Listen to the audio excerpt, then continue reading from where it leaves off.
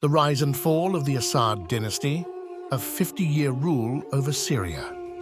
For over 5 turbulent decades, one family wielded ultimate power in Syria, shaping the nation's destiny while entrenching itself at the center of regional and international politics. This is the story of the Assad dynasty, a tale of ambition, manipulation, and control, but also of suffering and collapse. How did the Assads rise to power, preserve their grip on the nation, and ultimately plunge Syria into tragedy? Let us explore this fascinating and cautionary story. To understand the Assad dynasty's emergence, we must first examine Syria's volatile political environment before 1970. Following independence from French colonial rule in 1946, Syria experienced constant political upheaval. Military coups, shifting alliances, and instability marred the young nation's attempt to find its footing. By the late 1960s, Syria was embroiled in internal struggles over its socialist vision, its role in the Arab world, and its standing in global Cold War politics. This was the environment into which a cunning and ambitious officer named Hafez al-Assad would rise. Hafez al-Assad, born into a modest family from the Alawite sect, a minority religious group in a predominantly Sunni Muslim nation, dedicated his life to the military. His loyalty to the Ba'ath Party and exceptional political foresight allowed him to ascend through the ranks.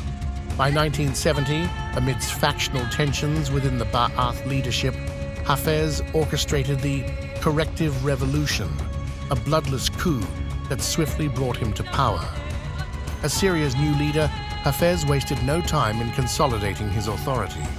He transformed the Ba'ath Party into a tightly controlled political apparatus to centralize power. He molded himself into an authoritarian figure, using propaganda to craft a larger-than-life image. Through mass media, public displays, and indoctrination, Assad became synonymous with unity and stability in the eyes of Syrians. Hafez managed to strengthen his grip by building loyalty through patronage networks and systematically dismantling opposition. The state apparatus grew increasingly repressive, utilizing secret police, surveillance, and brutality to silence dissent. The 1982 Hama massacre stands as a grim example. Hafez's forces crushed a rebellion by the Muslim Brotherhood, killing tens of thousands and reducing much of the city to rubble. This event cemented Hafez's reputation as a ruthless authoritarian. Economically, Hafez sought to modernize Syria through nationalization efforts and state-led development. While these policies provided moments of stability, they did little to address the structural issues of corruption and mismanagement that laid beneath the surface. Under Hafez al-Assad, Syria positioned itself as a key player in Middle Eastern politics. His regime aligned with the Soviet Union during the Cold War, using this connection to gain military and financial support.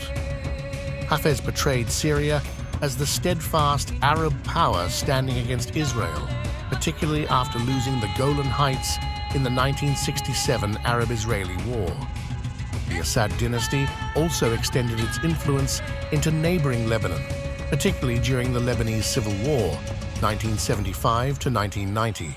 Syria's military intervention allowed Hafez to maintain significant leverage in Lebanese politics for decades. Through careful regional maneuvering and alliances, such as partnerships with Iran, while maintaining a tense rivalry with Iraq, Hafez ensured that Syria remained relevant in the region despite its internal struggles. When Hafez died in 2000 after 30 years in power, the Assad dynasty faced a crossroads.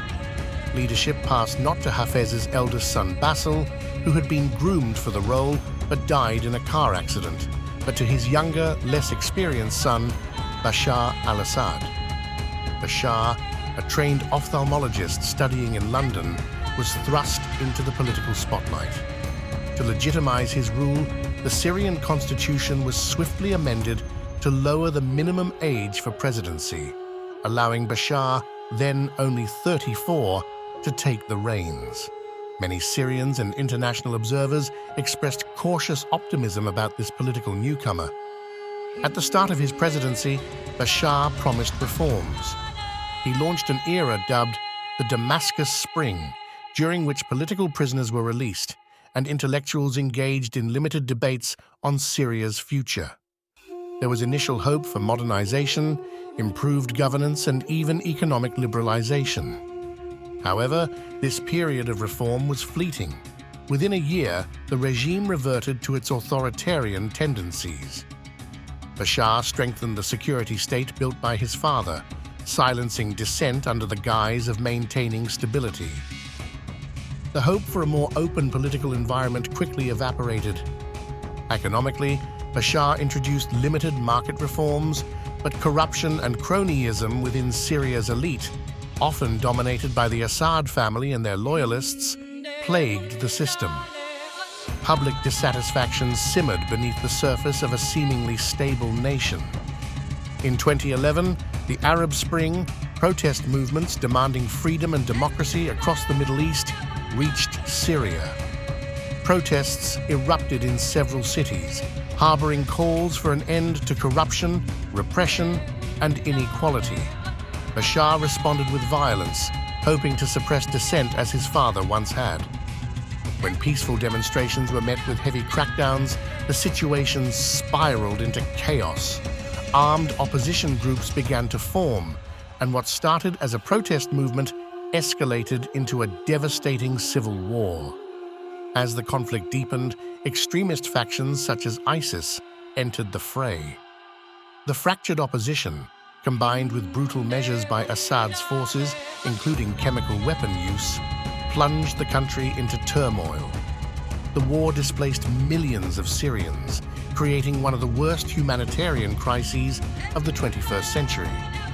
Despite international condemnation of Assad's actions, his regime survived due to support from influential allies. Russia became a major military backer of the regime, providing air power and ensuring Bashar stayed in control of key territories. Similarly, Iranian support in the form of finances, fighters, and military advisors bolstered the regime's chances of survival. On the opposing side, Western nations, Turkey, and Gulf states supported anti-Assad forces, escalating Syria into a theater of international proxy battles. Though Bashar al-Assad clings to power, the Assad dynasty's legacy lies in ruins. The Syria of today bears little resemblance to the country Hafez once ruled with an iron grip. Entire cities have been destroyed, millions have fled their homes, and the economy has collapsed. For the Syrian people, decades of Assad family rule left behind a legacy of repression, suffering, and conflict. And yet, the dynasty remains in power, a testament to the lengths authoritarian regimes will go to preserve their dominance. The Assad dynasty's rise and fall is a powerful story about the corrosive effects of unchecked authority. It reminds us of the cost of prioritizing political power over the welfare of a nation's people. As Syrians continue to grapple with the consequences of the Assad dynasty's rule, the world is left to reflect on the lessons of this devastating chapter in modern history. This documentary invites viewers to critically examine the dynamics of power, legacy, and the lasting human toll of authoritarianism.